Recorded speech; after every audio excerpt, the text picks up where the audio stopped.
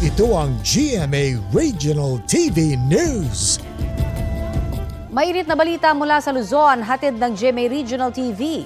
Patay ang isang empleyado ng munisipyo ng Peñaranda, Nueva Ecija matapos siyang pagbabarilin. Chris, tukoy na ba ang motibo sa krimen? Connie, isa sa mga tinitingnang motibo ng pulisya ang trabaho ng biktima bilang team leader ng Municipal Environment and Natural Resources Office. Bago kasi ang pamamaril, nag-inspeksyon pa sa mga poultry farm ang biktima. Base sa investigasyon, nasa isang kainan ang 52 anyos na biktima nang dumating ang riding in tandem. Lumapit ang gunman sa kanya at pinagbabaril siya. Agad na tumakas sa mga salarin. Nagtamo ng 15 tama ng bala sa ulo at katawan ng biktima. Isinugod pa siya sa ospital pero idineklarang dead on arrival. Inaalam pa ang pagkakakilanlan ng riding in tandem. May pabuyang 200,000 piso ang LGU para sa makapagtuturo sa mga salarin. Wala pang pahayag ang kaanak ng biktima.